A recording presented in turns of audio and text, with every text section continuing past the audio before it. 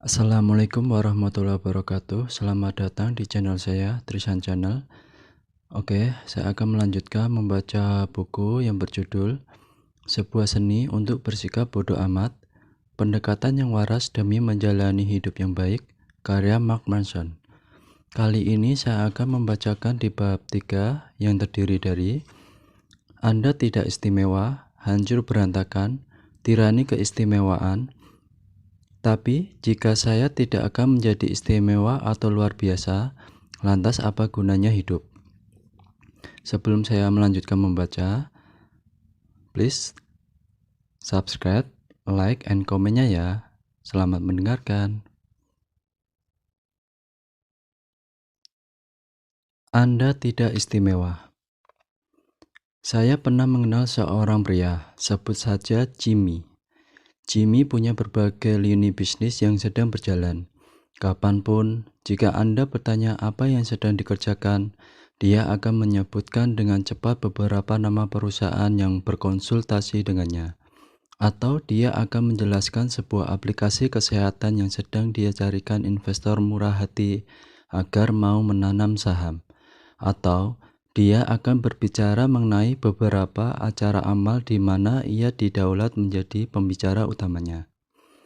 Atau bagaimana dia memiliki gagasan tentang suatu jenis pompa gas yang lebih efisien yang membuatnya menjadi miliarder. Pria ini selalu beredar, selalu menyala-nyala, dan jika Anda memberinya 1 inci saja celah percakapan di siang hari, dia akan menceramahi Anda tentang betapa mendunia pekerjaannya. Betapa brilian ide-ide terbarunya, dan dia akan dengan mudah menyebutkan nama-nama sederet tokoh, seakan-akan Anda sedang berbicara dengan seorang reporter tabloid. Jimmy adalah pribadi yang positif di setiap waktu, selalu termotivasi, selalu bekerja dengan sudut pandang yang jelas. Seorang yang dipandang sebagai go-getter Dolan. Dalam kurung, cih apa coba maksudnya? Go-getter. Di balik itu semua, Jimmy adalah seorang bajingan. Hanya bicara, tidak ada aksi. Sebagian besar waktunya diisi dengan mabuk-mabukan dan menghamburkan uang di bar dan restoran ternama seraya berupaya memukau orang dengan ide bisnisnya. Jimmy adalah seorang penipu profesional, menghidupi keluarganya dengan uang haram. Sama seperti setiap orang lain yang tinggal di kota, memutar-mutar ide palsu tentang gemilangnya teknologi masa depan. Tentu, kadang dia juga berupaya atau mengangkat telepon dan membuat tawaran dengan mengatasnamakan orang-orang penting dan nama-nama lain hingga kehabisan nama untuk disebut. Tapi tidak ada yang pernah terwujud. Tidak satu pun usahanya berkembang menjadi sesuatu. Meskipun demikian, pria ini telah melakukan selama bertahun-tahun, membiayai pacar-pacarnya dengan uang dari banyak saudara jauhnya, hingga usia mendekati kepala 3. Kacaunya, Jimmy merasa nyaman-nyaman saja. Kepercayaan dirinya tak lebih hanya waham dalam otaknya. Ia menyayangkan orang-orang yang menertawakan atau menutup telepon darinya, sebab dalam pikiran Jim, mereka telah melewatkan kesempatan emas dalam hidup mereka. Baginya, orang-orang yang mencemooh ide bisnis gadungannya itu terlalu bodoh dan tidak berpengalaman untuk memahami kejeniusannya. Orang-orang yang menuding gaya hidup mabuknya semata cemburu kepadanya. Mereka adalah para hater yang iri akan kesuksesannya. Jimmy memang menghasilkan uang, meskipun biasanya melalui cara-cara yang tidak jujur, seperti menjual ide bisnis orang lain yang diaku sebagai miliknya, atau memperdaya orang lain agar memberi pinjaman, atau parahnya menghasut seseorang agar menyerahkan saham perusahaan startup mereka. Namun, sebenarnya sesekali ia dibayar untuk melakukan public speaking. Dalam kurung, mengenai apa saya bahkan tidak berani membayangkan. Bagian paling parahnya adalah bahwa Jimmy meyakini omong kosongnya sendiri. Khayalannya seolah seperti anti peluru, sehingga jujur orang sulit marah padanya, justru marah terkagum-kagum. Di era 1960-an, meningkatkan penghargaan diri, berpikiran, dan berperasaan positif tentang diri sendiri sangat ngetren di ranah psikologi. Penelitian menemukan bahwa orang-orang yang menilai dirinya tinggi pada umumnya menunjukkan kinerja yang lebih baik dan membuat lebih sedikit masalah. Banyak peneliti dan pembuat kebijakan pada saat itu sampai pada keyakinan bahwa meningkatnya penghargaan diri penduduk dapat menuntun pada beberapa keuntungan sosial yang nyata. Kejahatan yang semakin menurun, catatan akademik yang semakin membaik, lapangan pekerjaan yang semakin luas, defisit anggaran yang semakin rendah. Sebagai hasilnya, di awal dekade berikutnya, 1970-an, praktek penghargaan diri mulai diajarkan oleh para orang tua, ditekankan oleh para terapis, politisi, dan guru, serta dilembagakan dalam kurikulum pendidikan. Great Inflation atau dalam kurung kelas pemongkokan. Sebagai contoh, diselenggarakan untuk membuat anak-anak yang prestasinya kurang maksimal tidak terlalu merasa kecewa dengan rendahnya pencapaian mereka. Penganugerahan penghargaan atas partisipasi mereka beserta trofi palsu diciptakan untuk serangkaian kegiatan yang tak terlalu menarik dan mudah ditebak. Anak-anak diberi pekerjaan rumah yang konyol, seperti menuliskan semua alasan mengapa mereka adalah pribadi yang istimewa atau 5 hal yang paling mereka sukai tentang diri mereka sendiri. Pastor dan pendeta berkata, meyakinkan seluruh jemaat bahwa setiap dari mereka adalah istimewa di hadapan Tuhan dan ditakdirkan untuk menjadi lebih, tidak sama seperti orang kebanyakan. Seminar bisnis dan motivasi mengatakan berulang kali mantra paradoks yang sama. Setiap dari antara kita dapat menjadi luar biasa dan teramat sukses. Namun, bergantilah generasi berikutnya, dan terbacalah sebuah data yang berkata, tidak ada dari kita yang istimewa. Ternyata sekadar merasa bahagia atas diri Anda sendiri tidak berarti apa-apa kecuali jika Anda memiliki satu alasan yang bagus untuk merasa bahagia atas diri Anda sendiri. Pada kenyataannya, kemalangan dan kegagalan sungguh berguna dan bahkan diperlukan untuk membangun seseorang menjadi orang dewasa yang tangguh dan sukses. Faktanya, mengajar orang untuk meyakini bahwa mereka istimewa dan merasa baik tentang diri mereka sendiri dengan alasan apapun tidak lantas menjadikan mereka suatu populasi yang penuh dengan Bill Gates dan Martin Luther King. Ini justru menciptakan satu populasi penuh dengan pria seperti Jimmy. Jimmy, sang pendiri perusahaan yang terbuai delusinya sendiri, yang menghisap ganja setiap hari dan tidak memiliki keterampilan menjual yang nyata selain berbicara pada dirinya sendiri dan meyakininya. Jimmy, tipe pria yang meneriaki rekan kerjanya dengan alasan kurang dewasa dan kemudian menggunakan kartu kredit perusahaan hingga batas maksimal di Le Bernardin demi membuat beberapa modal Rusia terkesan. Jimmy yang dalam waktu singkat dijauhi bibi dan mamanya karena terus meminjam uang. Ya, dialah Jimmy yang percaya diri dan memiliki penghargaan diri yang tinggi.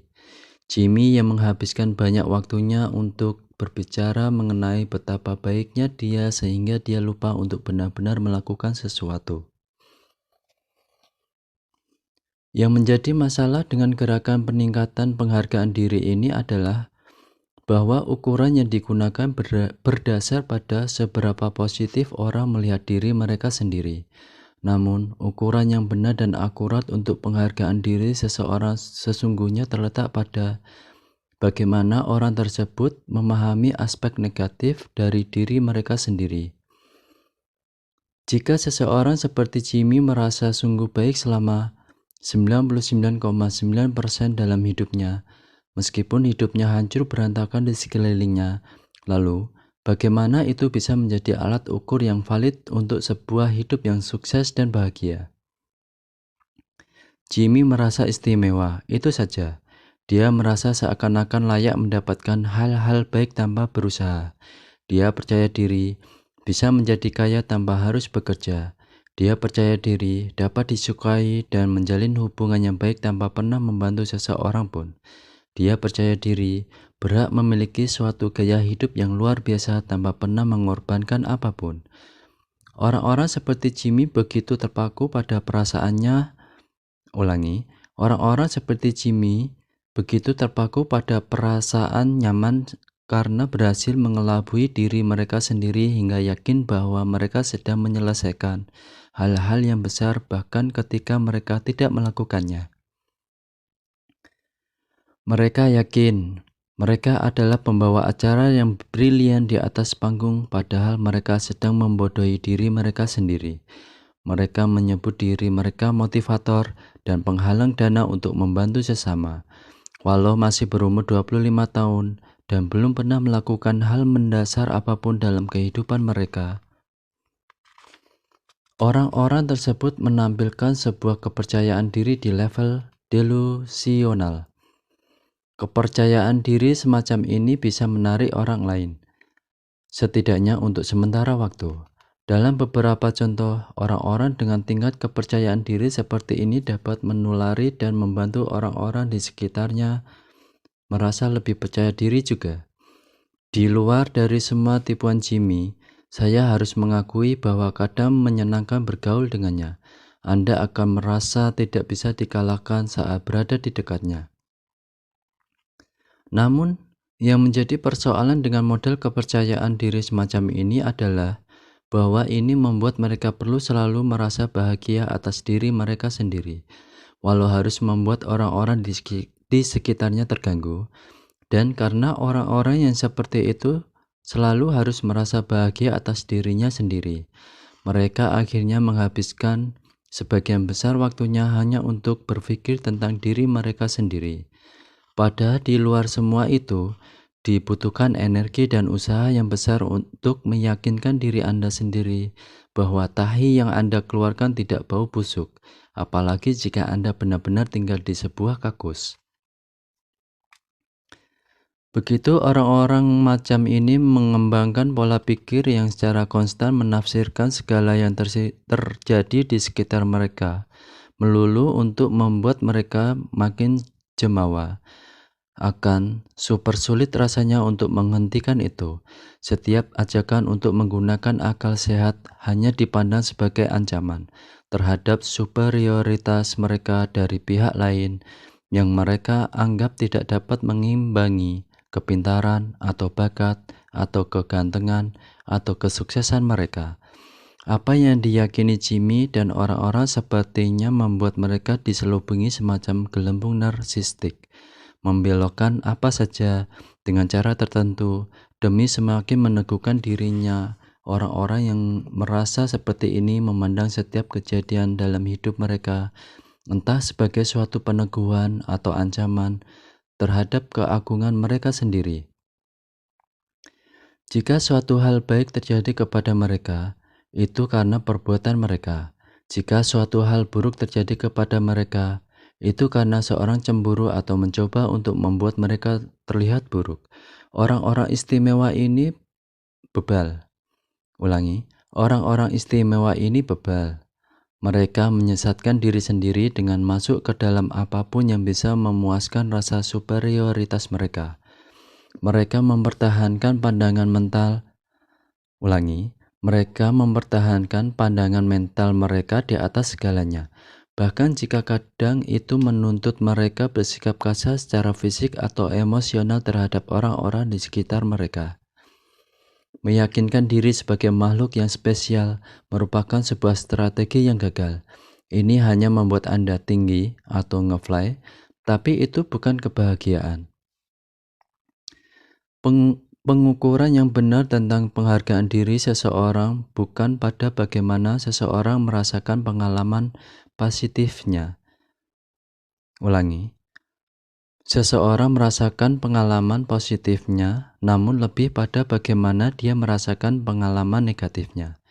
Seseorang seperti Jimmy bersembunyi dari permasalahannya dengan mengarang kesuksesannya sendiri di setiap kesempatan. Dan karena karena dia tidak bisa menghadapi masalahnya, entah sebaik apa dia menilai dirinya sendiri, ia menjadi lemah. Seseorang yang benar-benar memiliki penghargaan diri yang tinggi mampu melihat bagian negatif dari pribadinya secara belak-belakan. Ya, kadang saya tidak bertanggung jawab soal uang. Benar, kadang saya melebih-lebihkan kesuksesan saya sendiri. Ya, saya selalu bersandar kepada orang lain dan seharusnya saya lebih mandiri, kemudian bertindak untuk memperbaikinya.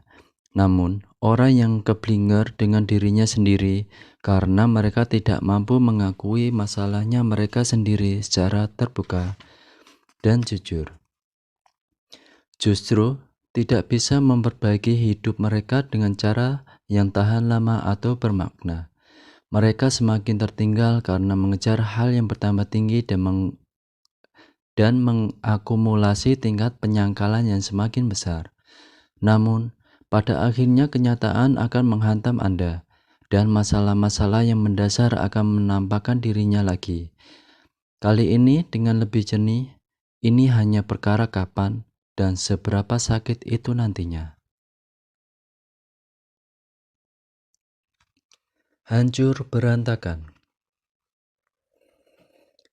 Pukul 9 pagi, di kelas biologi, saya menyandarkan kepala di atas lengan, sambil memandangi jarum panjang yang membuat putaran bunyi TikTok muncul dan tenggelam bergantian dengan penjelasan guru yang membosankan mengenai kromosom dan mitosis. Seperti anak berusia 13 tahun lain yang terjebak dalam suatu ruang kelas yang dipenuhi murid, diterangi lampu pijar, saya bosan. Terdengar pintu diketuk. Pak Pres, kepala sekolah melongok ke dalam. Permisi mengganggu, Park. Bisakah kamu keluar dengan saya sebentar? Oh, dan bawa barang-barangmu. Aneh, pikir saya. Biasanya anak-anaklah yang disuruh menemui kepala sekolah. Jarang kepala sekolah datang menemui mereka. Saya meraih barang-barang saya dan meninggalkan ruangan. Lorong sudah sepi. Ratusan loker berwarna kuning kunyit seperti membentuk cakrawala. Mark, bisa antar bapak ke lokermu, tolong? Tentu, jawab saya, sambil ngeloyor seperti siput menyelusuri lorong. Bercelana baggy, rambut acak-acakan, dengan t-shirt pantera yang kebesaran dan lain sebagainya. Kami sampai di loker saya. Tolong buka, kata Pak Price, dan saya pun mengerjakannya. Dia melangkah di depan saya dan mengambil jaket saya, tas olahraga saya, tas punggung saya, semua isi loker, kecuali beberapa buku catatan dan pensil. Dia mulai berjalan menjauh. Tolong ikut dengan saya, ujarnya, tanpa menengok ke belakang. Saya mulai merasa tidak nyaman. Saya mengikuti ke kantor. Di sana dia meminta saya untuk duduk. Dia menutup pintu dan menguncinya. Dia berjalan ke arah jendela dan mengatur tirai agar tidak terlihat dari luar.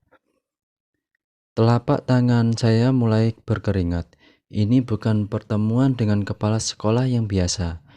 Pak Price duduk dan dengan tenang menggeledah barang-barang saya, memeriksa kantong-kantong, membuka setiap resleting, mengebaskan baju olahraga saya, dan membiarkannya tergeletak di lantai.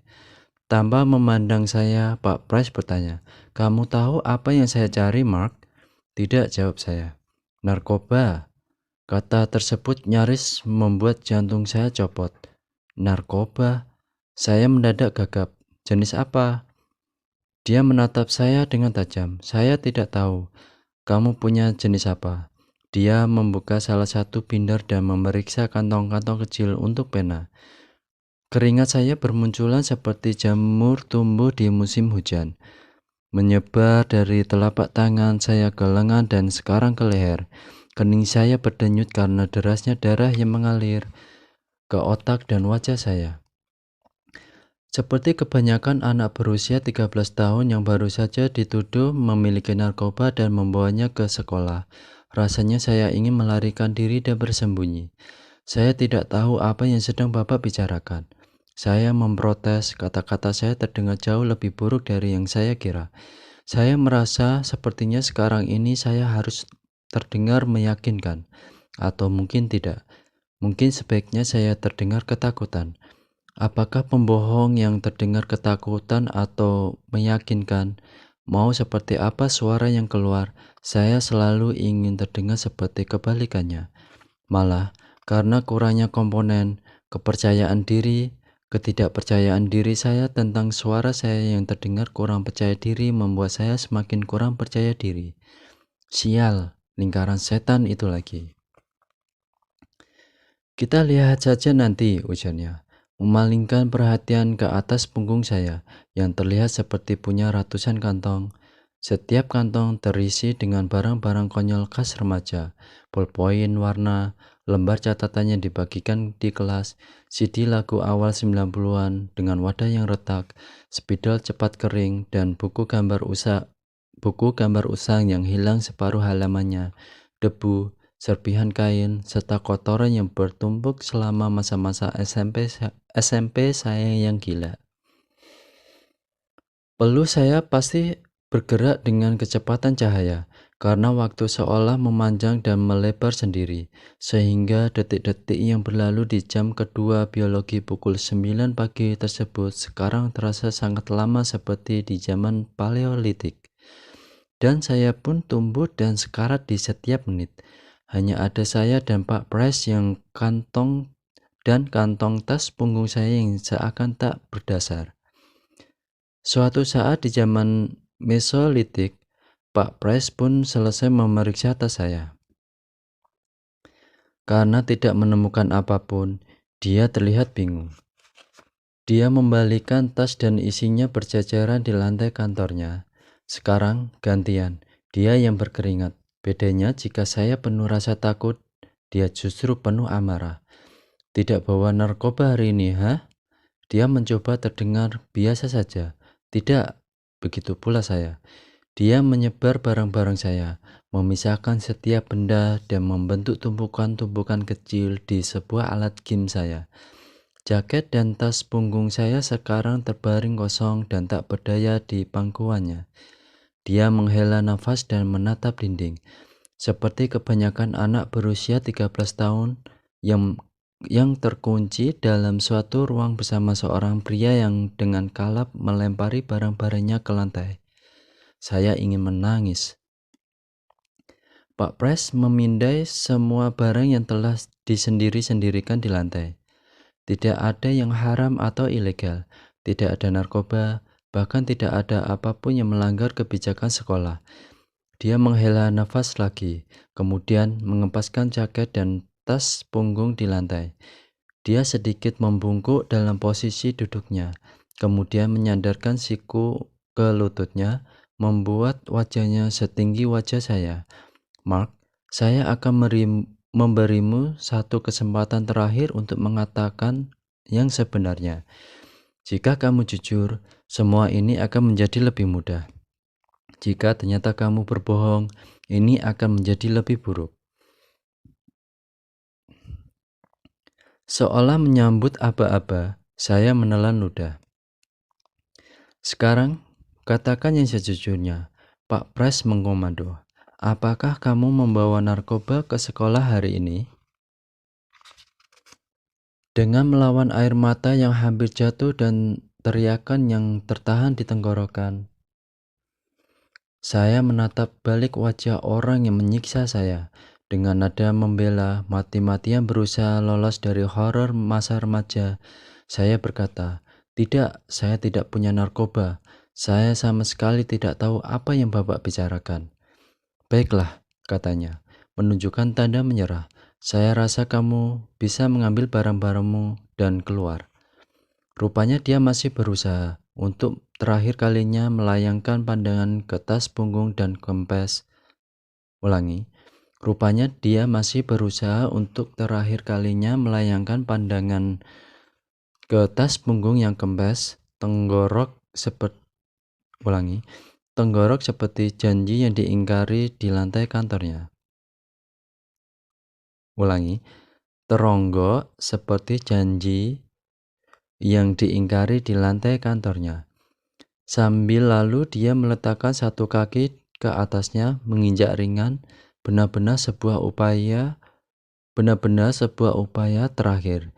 Dengan cemas saya menunggunya berlalu sehingga saya bisa meneruskan hidup saya dan melupakan seluruh mimpi buruk ini. Namun kakinya berhenti pada sesuatu. "Apa ini?" tanyanya, mengetuk-ngetuk dengan kakinya.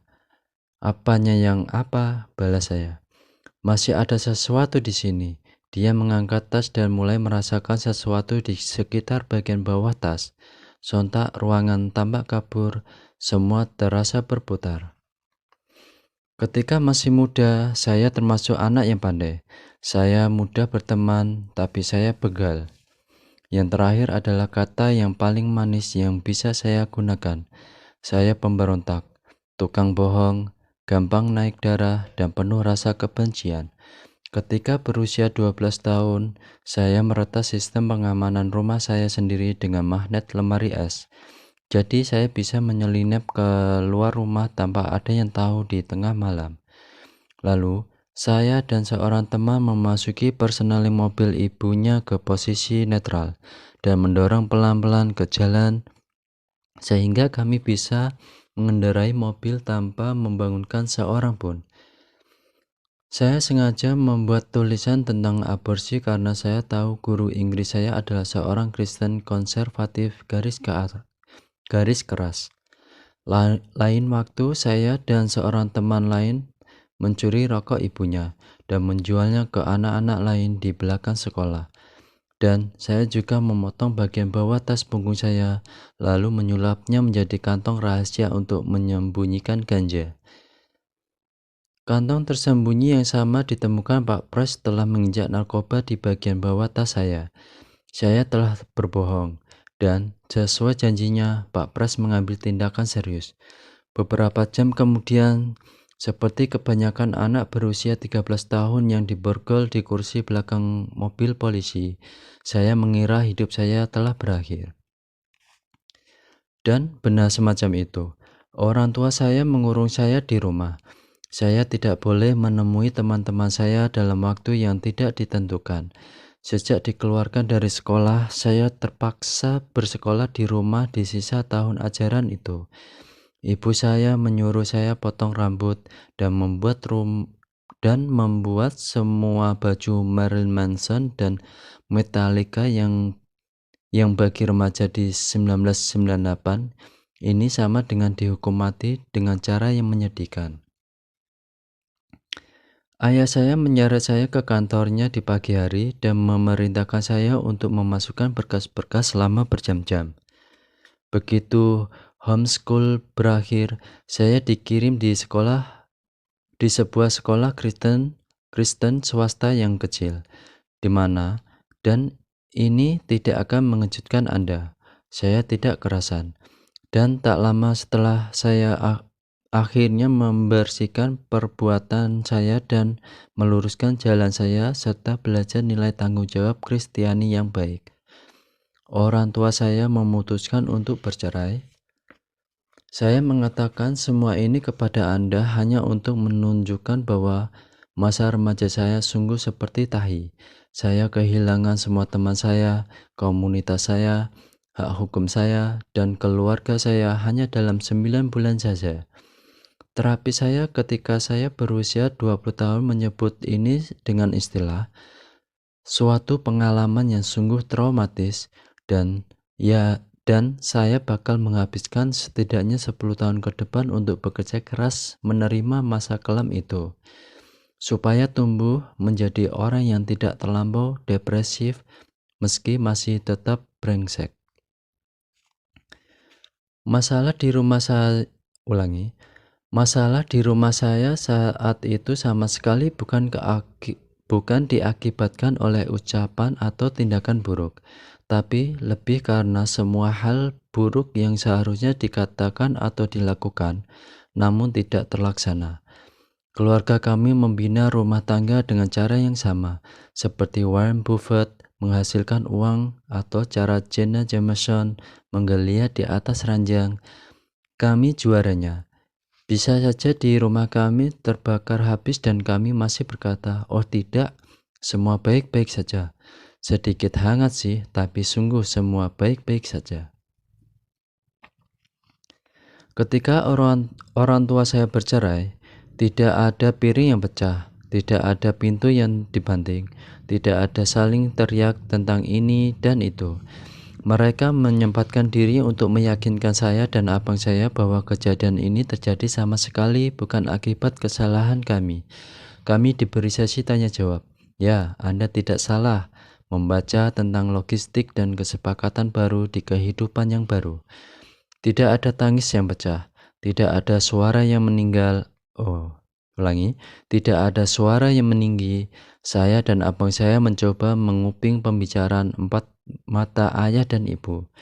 Dan satu-satunya petunjuk yang terdengar secara jernih adalah tidak ada di antara kita yang selingkuh. Oh, bagus. Ruangan cuma sedikit hangat sih, tapi sungguh tidak ada yang terbakar. Semua baik-baik saja. Orang tua kami adalah orang yang baik. Saya tidak menyalahkan mereka atas peristiwa ini. Dalam kurung, tidak lagi. Saya sangat mencintai mereka.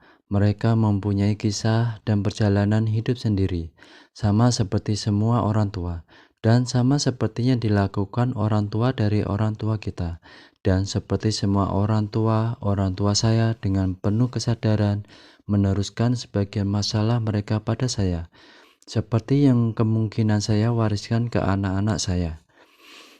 Ketika tetek bengek pengalaman traumatis semacam ini terjadi dalam kehidupan kita, secara tidak sadar, kita mulai merasa seolah masalah ini tidak akan pernah mampu kita selesaikan, dan asumsi ketidakmampuan kita untuk menyelesaikan masalah ini membuat kita merasa sedih dan tak berdaya. Tetapi ini juga mengakibatkan hal lain. Jika kita punya masalah yang tidak terselesaikan, alam bawah sadar kita tahu bahwa kita sebenarnya tidak istimewa atau gagal dalam arti tertentu. Bahwa kita entah bagaimana tidak seperti orang lain dan karena itu beberapa aturan berlaku berbeda untuk kita. Alasannya sederhana. Kita merasa istimewa. Rasa sakit dari masa remaja saya menuntun saya ke jalan keistimewaan. Sepanjang masa dewasa awal saya mirip dengan keistimewaan Jimmy bermain di kancah dunia bisnis, di mana dia berpura-pura sukses besar. Keistimewaan saya ada di dunia percintaan dengan para wanita. Trauma saya membeli seputar isu keintiman dan penerimaan. Jadi, saya merasakan ada kebutuhan untuk mendapatkan kasih sayang secara berlebihan, untuk membuktikan pada diri saya sendiri bahwa saya memang dicintai dan diterima setiap waktu. Dan sebagai dampaknya, saya mengejar-ngejar perempuan seperti pemadat yang mengejar boneka salju yang terbuat dari kokain. Saya bercinta dengan panas dan kemudian langsung tercekik. Saya menjadi seorang budaya darat. Ulangi. Saya menjadi seorang budaya darat. Ulangi. Saya menjadi seorang buaya darat, tak dewasa, egois, namun kadang berkarisma. Dan saya menjalin rangkaian panjang hubungan yang dangkal dan tidak sehat selama hampir 10 tahun. Bukan melulu seks yang saya inginkan, meski itu juga menyenangkan. Yang saya cari adalah peneguhan bahwa saya diinginkan, bahwa saya dicintai, bahwa saya untuk pertama kalinya seingat saya dianggap berharga. Kebutuhan untuk mendapatkan peneguhan itu dengan cepat menjelma menjadi sebuah kebiasaan mental untuk mengistimewakan dan melebih-lebihkan diri sendiri. Saya merasa berhak untuk mengatakan atau melakukan apapun yang saya inginkan. Saya untuk menghancurkan kepercayaan seseorang, untuk mengabaikan perasaan orang lain, dan kemudian memperbaikinya lagi dengan permintaan maaf yang penuh omong kosong dan kebusukan. Meskipun periode ini tentu punya momen yang menyenangkan dan menggembirakan, dan saya berjumpa dengan beberapa wanita yang luar biasa. Seluruh hidup saya kurang lebih hancur seperti puing. Saya cukup sering tidak punya pekerjaan, numpang tidur di sofa teman, atau tinggal dengan ibu saya. Minum-minum lebih dari yang seharusnya, menyingkirkan beberapa teman, dan ketika saya bertemu seorang wanita yang sangat saya sukai, sikap saya yang egois ini dengan cepat meluluh lantakan semuanya. Semakin dalam rasa sakit, semakin kita merasa tak berdaya menghadapi permasalahan kita, dan semakin banyak keistimewaan yang kita perlukan sebagai kompensasi atas permasalahan tersebut. Keistimewaan ini bekerja dalam salah satu cara berikut. 1. Saya luar biasa dan kalian semua payah, jadi saya berhak mendapatkan perlakuan istimewa. 2. Saya payah dan kalian semua luar biasa, jadi saya berhak mendapatkan perlakuan istimewa. Jalan pikir kedua hal tersebut berlawanan, tapi inti keegoisannya sama. Dalam kenyataannya, Anda akan sering melihat orang-orang bergantian menerapkan yang pertama atau yang kedua. Entah mereka sedang berada di atas atau di bawah roda nasib, tergantung masanya atau seberapa baik mereka mengatasi kecanduan mereka pada saat itu. Sebagian besar orang tepat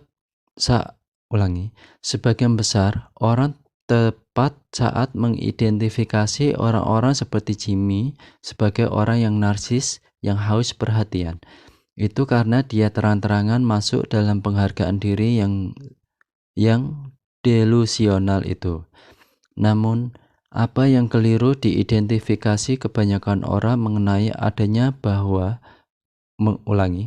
Namun, apa yang keliru diidentifikasi kebanyakan orang mengenainya adalah bahwa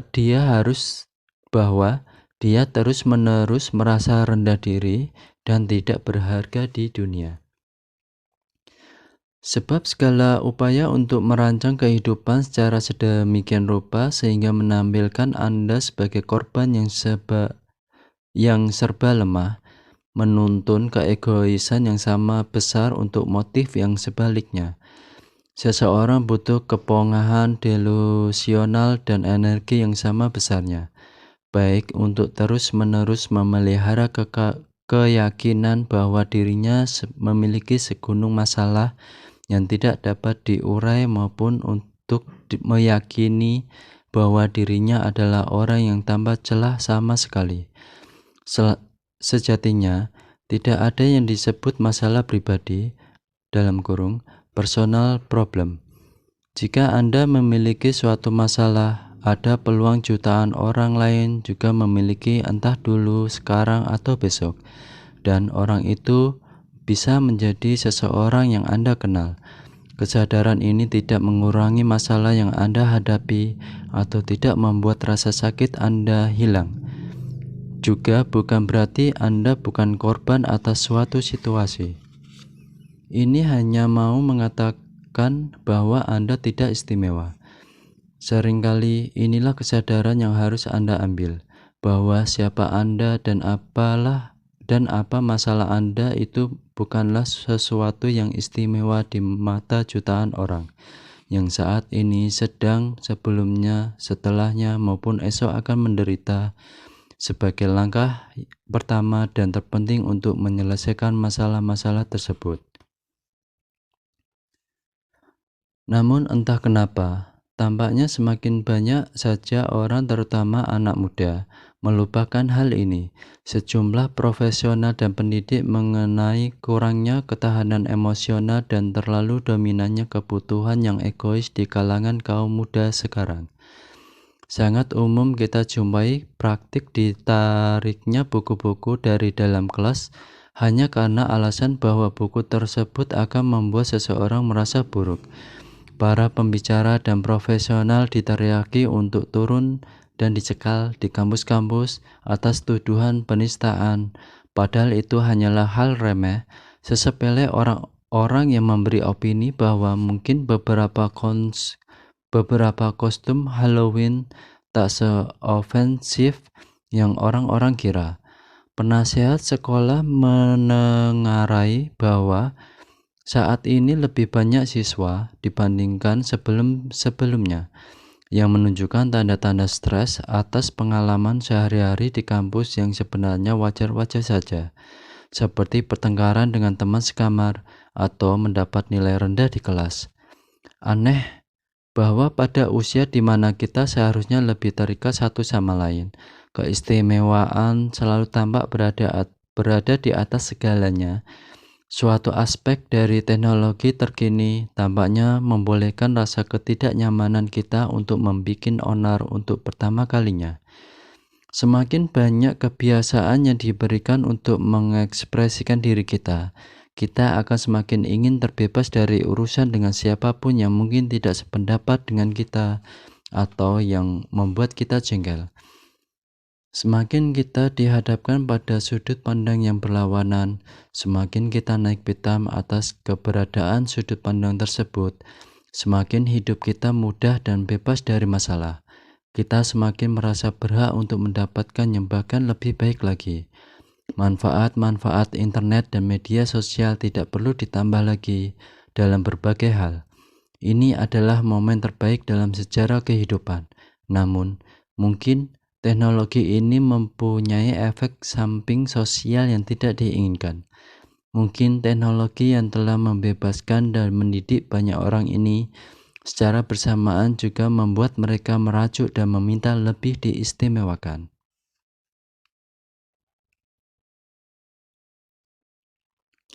Tirani keistimewaan.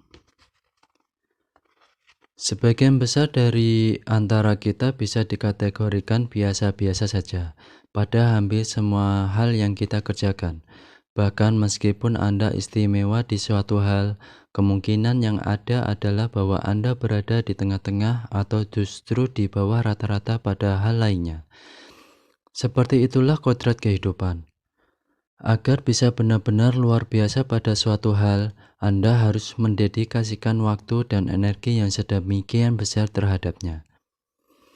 Dan karena kita semua memiliki waktu dan energi yang terbatas, hanya sedikit dari antara kita yang bisa menjadi istimewa di lebih dari satu bidang. Kita bisa kemudian mengatakan bahwa secara statistik kecil kemungkinan setiap orang akan menjadi seorang penampil yang luar biasa dalam semua area panggung kehidupan, atau bahkan dalam banyak bidang kehidupan mereka. Pelaku bisnis yang brilian seringkali gagal dalam kehidupan pribadi mereka. Para atlet yang luar biasa juga seringkali berpikiran dangkal dan berotak udang. Banyak selebritas yang kemungkinan tidak tahu adat setali tiga uang dengan orang-orang yang menganga melihat mereka dan membuntuti setiap langkah mereka. Kita semua, sebagian besar, adalah orang-orang biasa saja.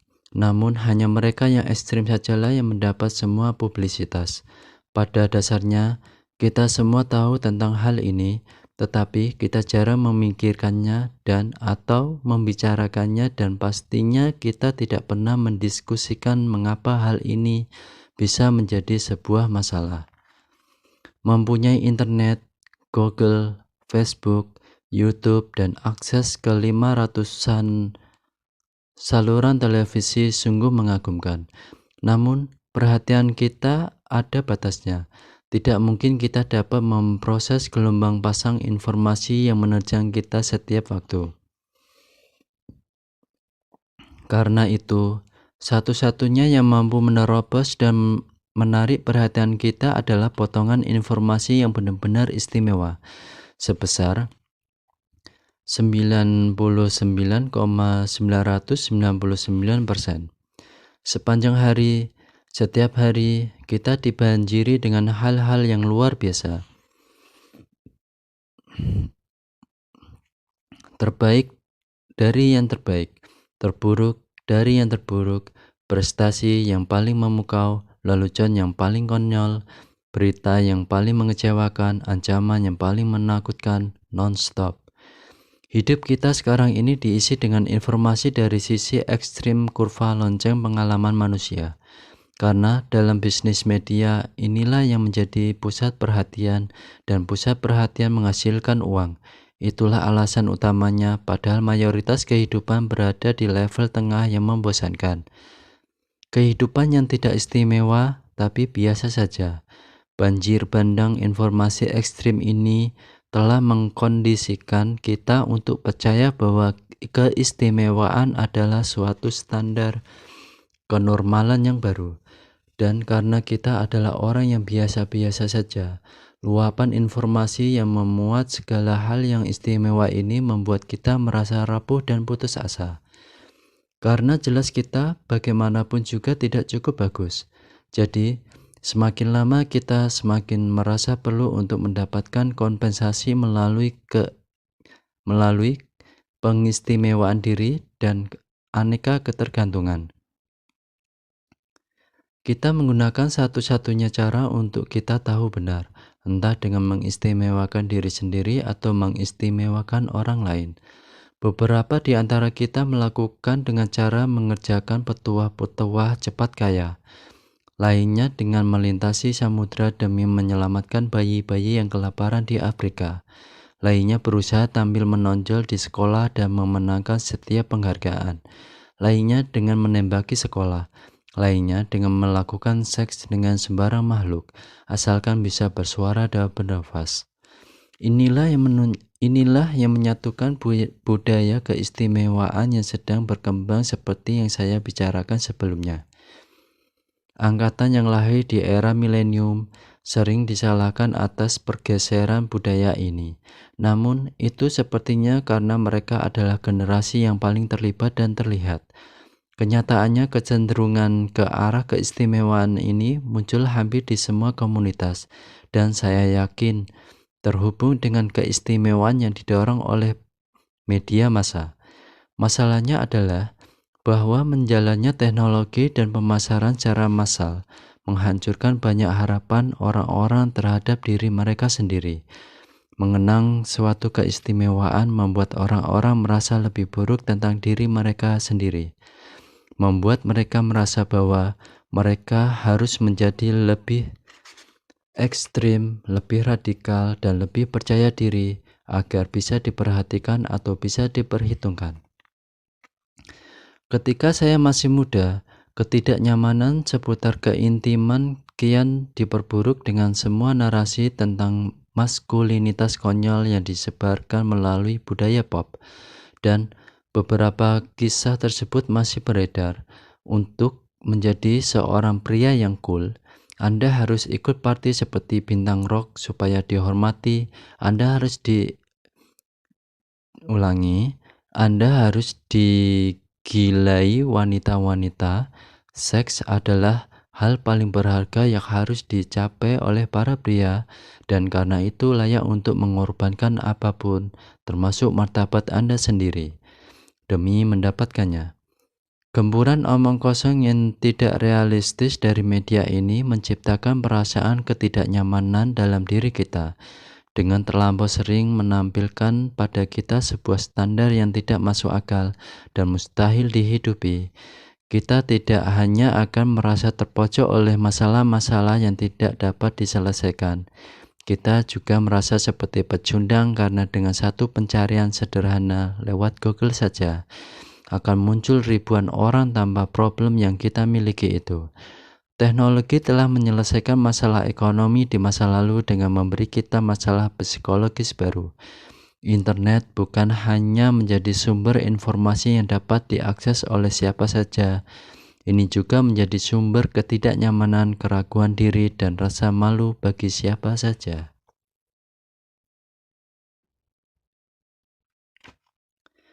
Tapi, jika saya tidak akan menjadi istimewa atau luar biasa, lantas apa gunanya hidup?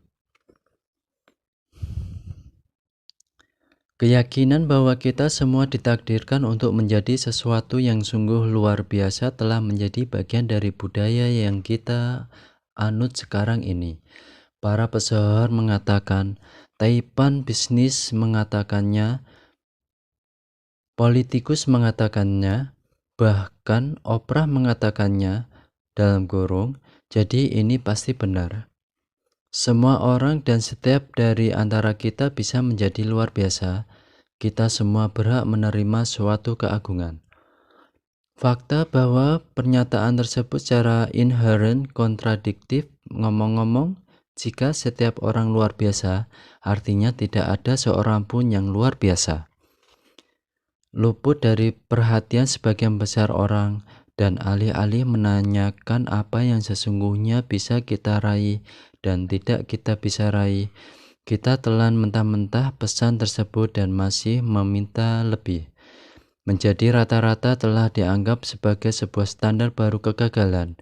Perhatian, hal paling buruk yang Anda hadapi adalah berada di tengah-tengah kawanan, di tengah-tengah kurva lonceng, saat standar kesuksesan suatu budaya adalah dengan menjadi luar biasa, maka akan lebih baik berada di sudut bawah kurva lonceng. Ulangi, menjadi luar biasa, maka akan lebih baik berada di sudut bawah kurva lonceng tersebut daripada di tengah, karena di sana minimal Anda masih dianggap istimewa dan berhak menerima perhatian. Banyak orang memilih strategi ini untuk membuktikan kepada semua orang bahwa merekalah yang paling menderita, atau yang paling tertindas, atau yang paling menjadi korban. Banyak orang takut menerima diri mereka sedang-sedang saja, karena mereka yakin bahwa jika mereka menerimanya, mereka tidak akan pernah mencapai apapun, tidak pernah berubah jadi lebih baik, dan hidup mereka tidak akan memiliki arti. Pemikiran semacam ini berbahaya. Begitu Anda menerima premis bahwa suatu kehidupan akan berharga hanya jika benar-benar penting dan besar, maka pada dasarnya Anda menerima fakta bahwa sebagian besar populasi manusia termasuk Anda payah dan tidak berharga. Dan pola pikir ini dapat dengan cepat berubah menjadi bencana, baik bagi Anda sendiri dan orang lain. Segelintir orang yang berhasil menjadi unggul di suatu bidang, meraih posisi tersebut bukan karena mereka meyakini diri mereka istimewa. Sebaliknya, mereka menjadi luar biasa karena mereka terobsesi dengan perbaikan, dan obsesi ini berasal dari keyakinan yang tidak pernah salah bahwa mereka dalam kenyataannya sama sekali tidak istimewa. Ini adalah anti-istimewa. Orang-orang yang hebat dalam suatu hal menjadi hebat karena mereka mengerti bahwa mereka belum benar-benar luar biasa. Mereka biasa saja, masuk golongan rata-rata, dan bahwasanya mereka bisa menjadi jauh lebih baik. Segala nasihat tentang setiap orang bisa menjadi luar biasa dan meraih kesuksesan besar pada dasarnya hanyalah menyenangkan ego Anda. Ini adalah sebuah pesan yang membuat Anda merasa enak dan lega. Namun pada kenyataannya, ini ibarat kalori yang membuat Anda secara emosional gemuk dan membengkak, seperti Big Mac untuk jiwa dan benak Anda. Tiket untuk meraih kesehatan emosional sama halnya dengan kesehatan fisik, datang dari sayuran-sayuran yang Anda makan, yaitu menerima kebenaran hidup yang hambar dan biasa. Kebenaran seperti tindakan Anda sebenarnya tidak seperti banyak dalam keseluruhan perjalanan sejarah, dan sebagian besar hidup Anda akan berjalan membosankan dan tidak berharga. Dan itu wajar. Resep sayuran ini akan terasa pahit awalnya. Sangat tidak enak, Anda akan berusaha menghindarinya. Namun sekali tercerna, tubuh Anda akan terbangun dengan perasaan lebih kokoh dan lebih hidup. Setelah itu, tekanan yang sebelumnya Anda rasakan akan berubah menjadi sesuatu yang luar biasa. Menjadi hal besar berikutnya akan menopang Anda untuk berdiri tegak. Tekanan dan kecemasan karena selalu merasa tidak cukup dan terus-menerus perlu membuktikan kepada diri Anda sendiri akan menghilang. Dan pengetahuan serta penerimaan terhadap eksistensi Anda sendiri yang sedang saja akan benar-benar membebaskan Anda untuk menuntaskan apa yang sungguh ingin Anda selesaikan, tanpa penilaian atau ekspektasi yang muluk-muluk. Anda akan mampu mengekspresikan pengalaman-pengalaman sederhana di hidup Anda. Nikmatnya pertemanan yang simpel, menciptakan sesuatu, membantu seseorang yang membutuhkan, membaca buku bagus, tertawa bersama seseorang yang Anda sayangi. Terdengar membosankan, bukan? Mungkin karena hal-hal semacam ini biasa saja. Namun juga mungkin karena satu alasan, itulah yang benar-benar berarti. Demikian di bab 3 telah saya bacakan. Jangan lupa subscribe, like, and komennya ya. Assalamualaikum warahmatullahi wabarakatuh.